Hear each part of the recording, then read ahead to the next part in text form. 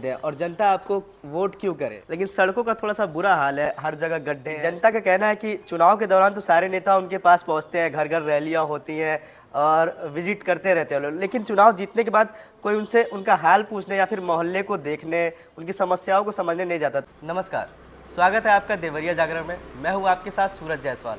इस वक्त हम लोग जुड़े हैं देवरिया की नगरपालिका अध्यक्ष माननीय अलका सिंह जी के साथ। आज हम चुनाव से रिलेटेड इनसे चर्चा करेंगे और इनके पिछले कार्यकाल को समझने का प्रयास करेंगे। स्वागत है मैम आपका। धन्यवाद देवरिया जागरण का कि आपने मुझे इसका मौका दिया। बहुत बहुत स्वागत है मैम आपका। हम आपसे पूछना चाहेंगे, जो जनता के कुछ क्वेश्चंस हैं जो कि बहुत फैमिलियर हो चुके हैं सबसे, क्योंकि इलेक्शन नज़दीक है हमारे और बहुत सारे प्रत्याशी दावेदार हैं इस बार इलेक्शन के लिए। सब कुछ बीजेपी से है, कुछ सपा से, कुछ अन्य पार्टियों से।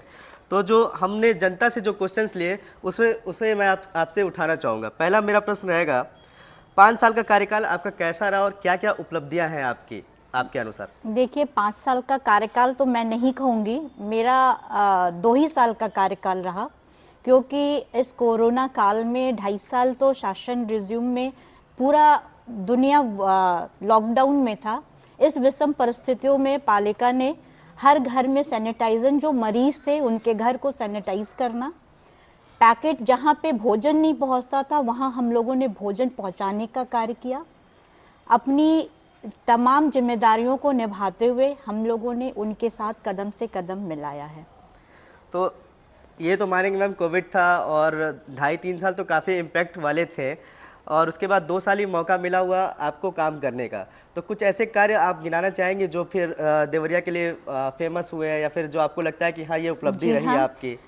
जब से नगर पालिका बनी हुई थी, कई सालों से, 50 सालों से, तब से यहाँ कूड़ा निस्तारण की ज़मीन नहीं थी। ये मेरी सबसे बड़ी उपलब्धि है कि ओसरा बाज़ार में हमने 4 एकड़ की ज़मीन खरीदी, जहाँ आज सॉलिड वेस्ट मैनेजमेंट का बहुत बड़ा प्रोजेक्ट शासन द्वारा किया जा रहा है। आदरणीय योगी जी, मोदी जी के सपनों को साकार किया जा रहा है, क्योंकि मोदी जी, योगी जी का ही सपना है कि इस कूड़े का निस्तारण सही तरीके से किया जाए। तो ये सपना जल्दी ही पूरा होगा और हमारे जो कूड़े का जहाँ जगह जगह फेंका जाता था वो एक जगह चिन्हित हो जाएगी, जहाँ पे सेग्रीगेशन करके कूड़े का भी, उस पे भी हम लोगों का विचार है। इस बार मैम जनता से आपको क्या उम्मीद है और जनता आपको वोट क्यों करे, ये बेसिक पहले हम अपने 2 साल की उपलब्धियों के बारे में बता दें। बिल्कुल। और सड़क, नाला, नाली तो जो हमें फंड आए हैं उसका हम लोगों ने बनाया ही है। मैं ये मानती हूँ कि सारे वार्ड संतृप्त नहीं है, पर जहाँ हम यथासंभव हम लोग हैं, हम लोगों ने किया है, प्रयास किया है और आगे भी करेंगे। और 2 कॉम्प्लेक्स हम लोगों ने अभी जल्दी ही, आज ही आदरणीय माननीय सांसद जी के द्वारा हम लोगों ने उसका उद्घाटन किया है रेलवे स्टेशन पे, और दूसरा अभी कार्य प्रगति पे है पुराने बस अड्डे के बगल में। हम लोगों ने ये जलकल का कार्यालय के अलावा और भी सामुदायिक शौचालय और पार्कों का नवीनीकरण, जहां अभी कुछ समय पहले मुझे पता चला था कि आप लोगों ने दीनदयाल पार्क में, जो कि मवालियों का अड्डा था, आज वहां परिवार जा रहे हैं, खेल कूद रहे हैं।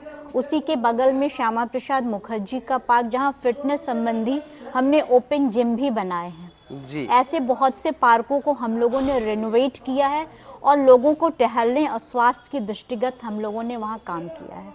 मैम, जनता के अनुसार सफाई व्यवस्था तो ठीक है, लेकिन सड़कों का थोड़ा सा बुरा हाल है, हर जगह गड्ढे हैं। जैसे योगी जी का भी कहना है गड्ढा मुक्त शहर और सड़क, लेकिन ये चीज़ें अभी तक उपलब्ध नहीं हो पाई हैं। इसका क्या बेसिक रीज़न रहा है? देखिए, अभी सफाई का कार्य तो वाकई बहुत अच्छा था। हमारे स्वच्छता मित्र ने बहुत अच्छा काम कर रहे हैं और आगे भी करेंगे। दिन हो चाहे रात हो, बारिश हो, गर्मी हो, धूप हो, वो तत्परता के साथ अपना कार्य करते हैं। पर रही बात सड़कों की, हमने बताया 2.5 साल हम लोगों ने काम ही नहीं किया, कोविड की वजह से फंड नहीं आया है। अब धीरे धीरे फंड आ रहे हैं, हम लोगों भी उस पर प्रयास करके गड्ढा मुक्त सड़क का भी हम लोगों प्रयास कर रहे हैं। जहां सड़कें नहीं थी वहां हमने सड़कें दी। जैसे अभी सबसे बड़ा उदाहरण अभी उमा नगर में सूजी मिल है, हमारी मुख्य सड़कें करीब करीब गड्ढा मुक्त हो गई हैं। ओके।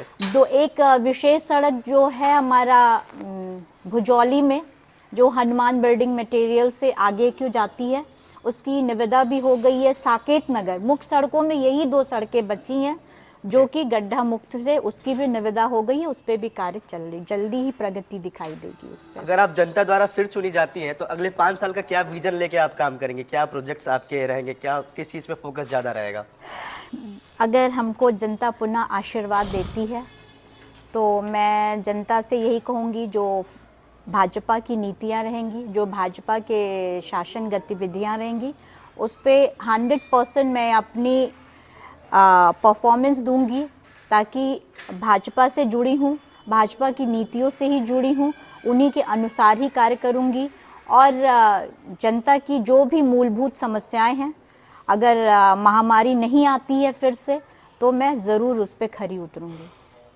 हमें एक क्वेश्चन हम लोग का ये भी है कि जनता का कहना है कि चुनाव के दौरान तो सारे नेता उनके पास पहुंचते हैं, घर घर रैलियां होती हैं और विजिट करते रहते हैं लोग, लेकिन चुनाव जीतने के बाद कोई उनसे उनका हाल पूछने या फिर मोहल्ले को देखने, उनकी समस्याओं को समझने नहीं जाता। तो क्या रीज़न है, बहुत नेता लोग बिजी हो जाते हैं कि कोई अन्य कारण है इसके मेरे पीछे? साथ ऐसा कुछ नहीं है। अब जिसने भी ये कहा हो वो तो पता नहीं क्यों कहा है, पर मैं हमेशा लोगों के बीच ही रही हूँ। मेरा परिवार है यहाँ पे और मैं यहीं से बहू हूँ और यहीं जीना यहीं मरना है, तो लोगों से मिलना जुलना मेरा हमेशा ही होता है। और जो किसी ने जहाँ मुझे बुलाया है मैं वहाँ उनके लिए खड़ी हूँ। काम होना ना होना अलग बात है, पर मैं हमेशा उनके साथ ही चली हूँ। एक मेजर समस्या है मैम शहर की, कि शहर में पार्किंग की बड़ी प्रॉब्लम है। जी हाँ। इसके लिए आप क्या करेंगे अगर आप आती है तो? पार्किंग व्यवस्था को कैसे सही किया जाएगा, क्योंकि मालवीय रोड से लेके हर जगह पार्किंग की प्रॉब्लम है और इसके चक्कर में अननेसेसरी जो ठेले वाले और जो बाकी छोटे वर्ग के व्यापारी ये परेशान हो रहे हैं। पुलिस वाले आएंगे, उनका चालान करके चले जाएंगे, तो ये चीज़ें हैं। तो इस चीज़ को सॉर्ट आउट कैसे करेंगी आप आगे? देखिए, पार्किंग की तो बहुत ही समस्या है, ये मैं मान रही हूँ। इसके लिए भी हमने प्रयास किया था। पुराने बस अड्डा को मैंने कई बार जिलाधिकारी और ऊपर हमने एक आवेदन भी दिया था कि उसे किराए पे हमें दे दिया जाए, ताकि मल्टी स्टोरी हम उसकी पार्किंग बना सके। पर किसी कारणवश हमें वो जगह उपलब्ध नहीं हो पाया है।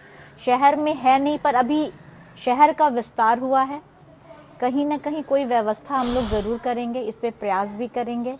इस समय जो ठेला कुमचे वालों के लिए शासन बहुत ही प्रयासरत है और वो उनके लिए कुछ न कुछ व्यवस्थाएं भी कर रही हैं। अगर उनको वहाँ से हटा भी रही हैं तो उनको कहीं व्यवस्था भी दे रही है। जी बहुत बहुत धन्यवाद मैम हमारे साथ जुड़ने के लिए और हमारे कुछ सवालों का जवाब देने के लिए। जी धन्यवाद।